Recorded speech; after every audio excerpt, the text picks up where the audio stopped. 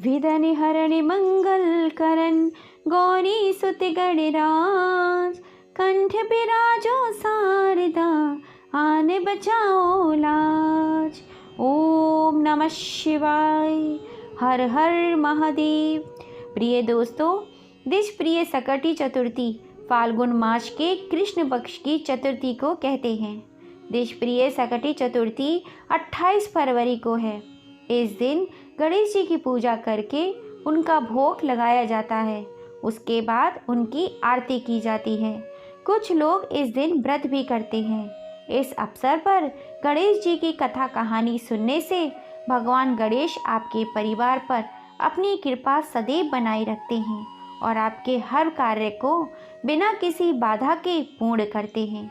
देश प्रिय सकटी चतुर्थी के दिन भगवान गणेश जी की पूजा करने से आपको शुभ लाभ की प्राप्ति होती है। इस दिन कुछ विशेष वस्तुओं का दान करने से आपके सुख में वृद्धि होती है। आपके ऊपर आए सभी संकट बप्पा दूर करते हैं।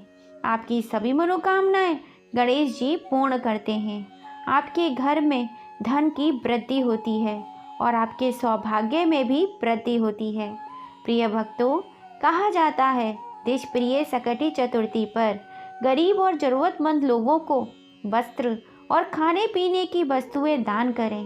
बिजनेस में मनचाही सफलता पाने के लिए देश प्रिय सकटी चतुर्थी के दिन गणेश जी को 21 दूबा की गांठ के साथ गुड़ के लड्डू का भोग लगाएं। इस उपाय को करने से आपको कारोबार में दिन दोगुनी और रात चौगुनी तरक्की मिलती है। चलिए अब सुनते हैं सभी विघ्न बाधाओं को दूर करने वाली, मनोवांछित फल देने वाली गणपति पापा की कथा कहानियाँ। कथा कहानी शुरू करने से पहले अगर अब तक आपने चैनल को लाइक एंड सब्सक्राइब नहीं किया है तो जल्दी से कर लीजिए और गणपति पापा के लिए एक लाइक ज़रूर कर दीजिएगा। कहा जाता है इन कथा कहानियों को सुनने से ही मनुष्य की सभी मनोकामनाएं पूर्ण होती हैं।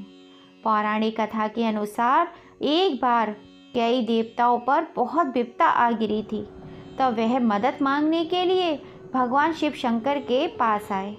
उस समय भगवान शिव शंकर अपने पुत्र कार्तिकेय और गणेश जी के साथ बैठे हुए थे। देवताओं की बात सुनकर भगवान शिव जी ने कार्तिकेय व गणेश जी से पूछा कि तुम दोनों में से कौन देवताओं के संकटों का निवारण कर सकता है। तब कार्तिकेय भगवान और गणेश जी ने दोनों ने ही स्वयं को इस कार्य के लिए सक्षम बताया।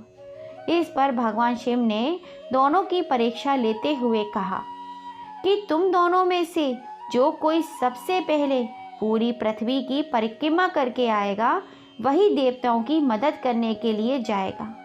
भगवान शिव के मुख से यह वचन सुनते ही कार्तिकेय अपने वाहन मोर पर बैठकर पृथ्वी की परिक्रमा करने के लिए निकल गए।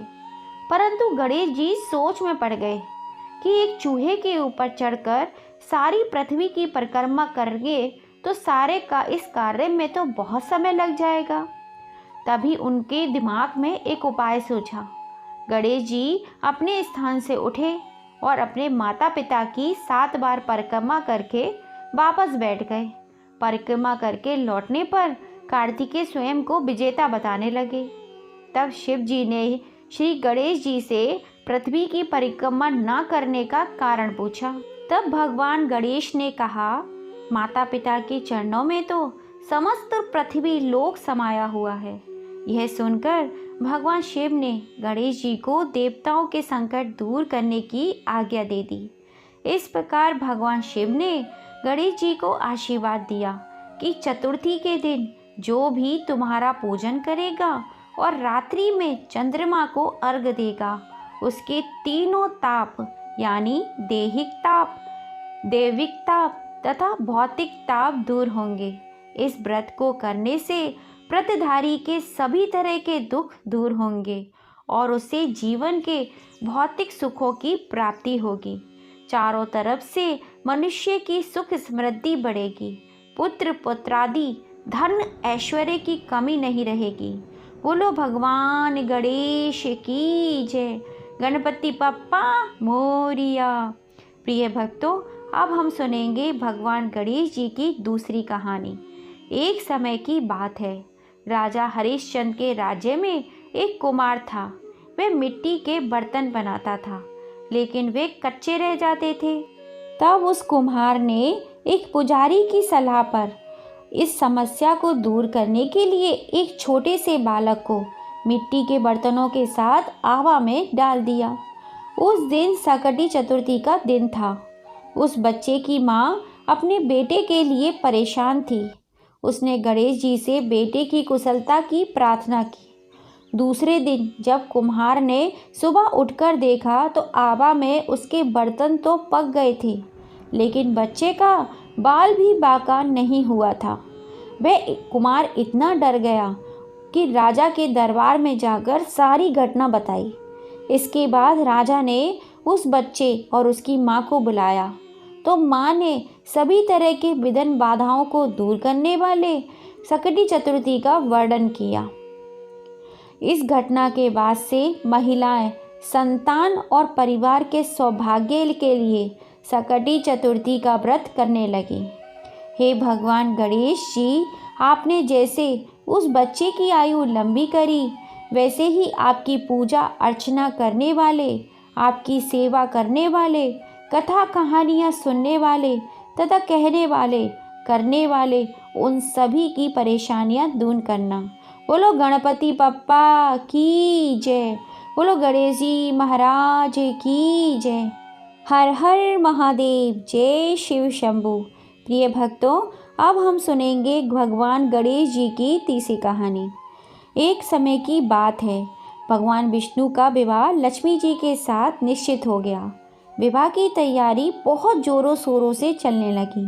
सभी देवताओं को निमंत्रण भेजे गए, परंतु गणेश जी को निमंत्रण नहीं दी गया। कारण कुछ भी हो सकता है। अब भगवान विष्णु की बारात जाने का समय आ गया।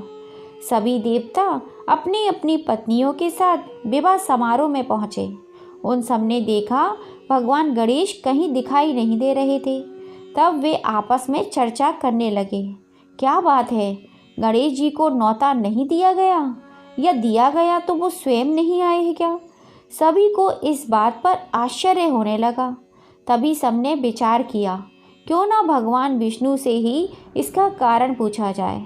विष्णु भगवान से पूछने पर उन्होंने कहा, हमने गणेश जी के पिता भोलेनाथ महादेव को न्योता भेजा है।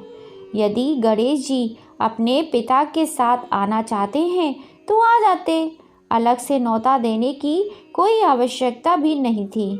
दूसरी बात यह है कि उनको 1.25 मन मूंग, 1.25 मन चावल, 1.25 मन घी और 1.25 मन लड्डू का भोजन दिन भर चाहिए। यदि गणेश जी नहीं आएंगे तो कोई बात नहीं। वैसे भी दूसरों के घरों पे जाकर इतना खाना पीना खाना अच्छी बात नहीं लगती है। इतना बाता तालाब सब कर ही रहे थे कि किसी ने सुझाव दिया, यदि गणेश जी आ भी जाएं तो उनको द्वारपाल बनाकर बिठा देंगे कि आप घर का ध्यान रखें। आप तो वैसे भी चूहे पर बैठकर धीरे धीरे चलोगे तो बारात से बहुत पीछे ही रह जाओगे। यह सुझाव भी सबको बहुत पसंद आया, तो विष्णु भगवान ने भी अपनी सहमति दे दी। होना क्या था, इतने में भगवान गणेश जी वहाँ पर पहुँच गए और उन्हें समझा बुझाकर घर की रखवाली करने के लिए बिठा दिया गया। बारात चल पड़ी। अब नारद जी ने देखा कि भगवान गणेश जी तो दरवाजे पर ही बैठे हुए हैं, तो वे भगवान गणेश जी के पास गए और रुकने का कारण पूछा। तो गणेश जी कहने लगे कि हे नारद मुनि, भगवान विष्णु ने मेरा बहुत अपमान किया है। नारद जी ने कहा, आप अपनी मूषक सेना को आगे भेज दें, वो जो रास्ता खोद देगी, इससे उनके वाहन तेजी धरती में धंस जाएंगे, तब आपको सम्मानपूर्वक बुलाना ही पड़ेगा।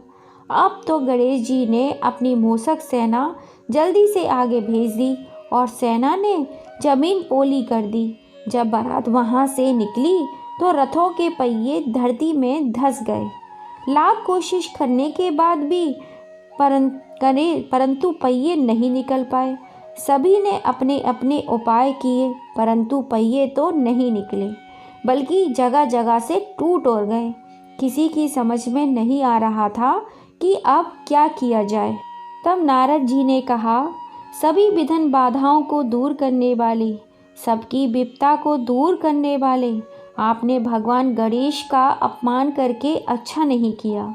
यदि उन्हें मनाकर किसी तरह आप यहाँ ले आएं तो आपके सारे कार्य सिद्ध हो सकते हैं और यह आया हुआ संकट टल सकता है। भगवान शंकर ने अपने दूत नंदी को भेजा और आदर सम्मान पूर्वक भगवान गणेश को लाने को कहा। गणेश जी का आदर सम्मान के साथ पूजन किया गया। तब कहीं रथ के पहिए निकल गए। अब रथ के पहिए निकल तो गए, परंतु मिट्टी में धंसने की वजह से काफ़ी टूट फूट गए। तो उन्हें अब सुधारे कौन? पास के खेत में खात्री काम कर रहा था। उसे बुलाया गया। खाती अपना कार्य करने से पहले श्री गणेश नमः कहकर गणेश जी की वंदना मन ही मन करने लगा। देखते ही देखते खाती ने सभी पहियों को ठीक कर दिया। तब खाती कहने लगा कि हे देवी देवताओं, आपने सर्वप्रथम गणेश जी को नहीं बुलाया होगा और ना ही उनकी पूजा की होगी, इसीलिए तो आपके साथ यह सब हुआ है। हम तो मूर्ख अज्ञानी हैं, फिर भी पहले गणेश जी को ही पूछते हैं और उनका ध्यान करते हैं। आप लोग तो बहुत ही बुद्धिमान और महान देवतागण हैं, फिर भी आप भगवान गणेश जी को कैसे भूल गए? आप लोग भगवान गणेश जी की जय जयकार बोलकर जाए तो आपके सारे काम बन जाएंगे और कोई भी संकट आपको छू नहीं पाएगा। ऐसा कहते हुए बारात वहाँ से चल दी और विष्णु भगवान का लक्ष्मी जी के साथ विवाह संपन्न करके सभी सुकुशल घर लौट आए।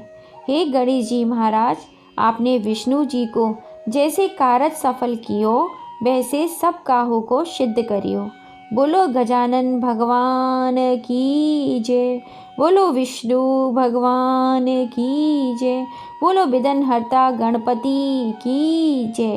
प्रिय भक्तों, अब हम सुनेंगे गणेश जी की चौथी कहानी। गणेश चतुर्थी व्रत की पौराणिक कथा के अनुसार एक बार भगवान शिव तथा माता पार्वती नर्मदा नदी के किनारे बैठे हुए थे। वहाँ माता पार्वती ने भगवान शिव से समय व्यतीत करने के लिए चौपड़ खेलने को कहा। शिव चौपड़ खेलने के लिए तैयार तो हो गए, परंतु इस खेल में हार जीत का फैसला कौन करेगा, यह प्रश्न उनके समक्ष उठा। तो भगवान शिव ने कुछ दिन के एकत्रित कर उनका एक पुतला बनाकर उसकी प्राण प्रतिष्ठा कर दी। उस पुतले से कहा, बेटा, हम चौपड़ खेलना चाहते हैं, परंतु हमारी हार जीत का फैसला करने वाला कोई नहीं है, इसलिए तुम बताना कि हम दोनों में से कौन हारा और कौन जीता। उसके बाद भगवान शिव और माता पार्वती का चौपड़ खेल शुरू हो गया। यह खेल 3 बार खेला गया और संयोग से तीनों बार माता पार्वती ही जीती। खेल समाप्त होने के बाद बालक से हार जीत का फैसला करने के लिए कहा गया, तो उस बालक ने महादेव को विजयी बताया। यह सुनकर माता पार्वती क्रोधित हो गई और क्रोध में उन्होंने बालक को लंगड़ा होने तथा कीचड़ में पड़े रहने का श्राप दे दिया। बालक ने माता पार्वती से माफ़ी मांगी और कहा, यह मुझसे अज्ञानवश हुआ है, मैंने किसी द्वेष भाव से ऐसा नहीं किया है। बालक की क्षमा याचना करने पर माता पार्वती ने कहा, हे पुत्र, यहाँ पर गणेश पूजन के लिए बहुत सारी नाग कन्याएं आएंगी। उनके कहे अनुसार तुम गणेश भगवान का व्रत करो, ऐसा करने से तुम मुझे प्राप्त कर सकोगे। यह कहकर माता पार्वती भगवान शिव शंकर के साथ कैलाश पर्वत पर चली गई। 1 वर्ष के बाद उस स्थान पर नाग कन्याएं आईं। तब नाग कन्याओं से श्री गणेश के व्रत की विधि मालूम करने पर उस बालक ने 21 दिन लगातार बिना रुके गणेश जी का व्रत किया। उसकी श्रद्धा से गणेश जी प्रसन्न हो गए। उन्होंने बालक को मनोवांछित फल मांगने के लिए कहा। उस पर उस बालक ने कहा, हे भगवान गणेश, हे विघ्नहर्ता, हे विनायक, मुझे इतनी शक्ति दीजिए कि मैं अपने पैरों से चलकर अपने माता पिता के पास कैलाश पर्वत पहुंच सकूं और वे मुझे देखकर प्रसन्न हो जाएं। तब बालक को वरदान देकर श्री गणेश अंतर्ध्यान हो गए। इसके बाद वह बालक कैलाश पर्वत पर पहुंच गया और कैलाश पर्वत पर पहुंचने ते ही अपनी कथा उसने भगवान शिव को सुनाई। चौपड़ वाले दिन से ही माता पार्वती शिवजी से विमुख हो गई थी। अतः देवी के रुष्ट होने पर भगवान शिव ने भी बालक के बताए अनुसार 21 दिनों तक श्री गणेश जी का व्रत किया।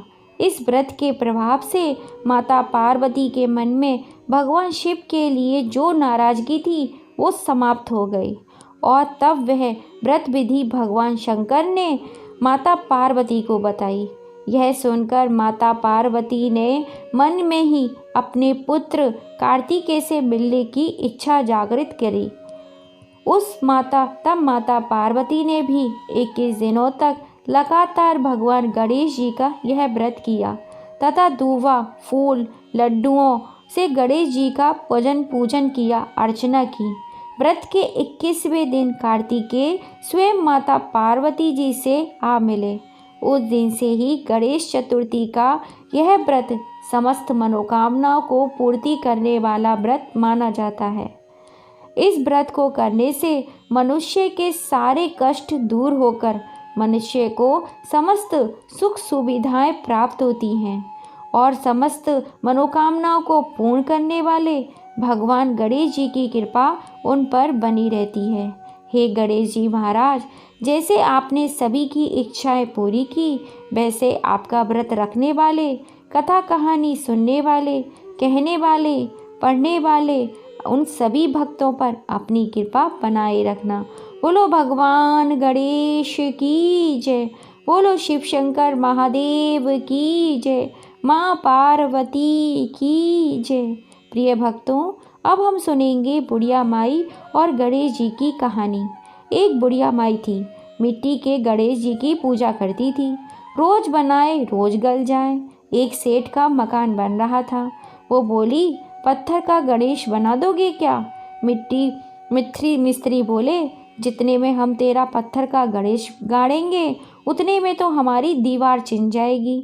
बुढ़िया बोली, राम करे तुम्हारी दीवार टेढ़ी हो जाए। अब दीवार टेढ़ी हो गई तो चिने वो ढा देवे, चिने तो वो ढे देवे। इस तरह करते करते शाम हो गई। शाम को सेठ आया। उसने कहा, आज कुछ भी काम नहीं किया। वो कहने लगे, एक बुढ़िया माई आई थी, कह रही थी मेरा पत्थर का गणेश गढ़ दो। हमने नहीं गढ़ा तो उसने कहा तुम्हारी दीवार टेढ़ी हो जाए। तब से दीवार सीधी नहीं बन रही है, बनाते हैं तो ढह देती है। सेठ ने बुढ़िया बुलवाई। सेठ ने कहा, हम तेरे सोने का गणेश गढ़ देंगे, हमारी दीवार सीधी कर दो। सेठ ने बुढ़िया को सोने का गणेश गढ़वा के दिया। सेठ की दीवार सीधी हो गई। जैसे सेठ की दीवार सीधी हुई वैसे ही सब काहू की करना। बोलो गणेश जी महाराज की जय। बोलो गणेशपति भगवान की जय। हे गणेश जी महाराज, जैसे आपने उस बुढ़िया माई को दिया वैसे सब काहू को देना। अपनी कृपा हर किसी भक्त पर बनाए रखना। सबकी विघ्न बाधाएं दूर करना। सबके घर धन संपत्ति से पूर्ण करना। मुश्किल में आई सभी परेशानियों को दूर करना। बोलो गणेश जी महाराज की जय।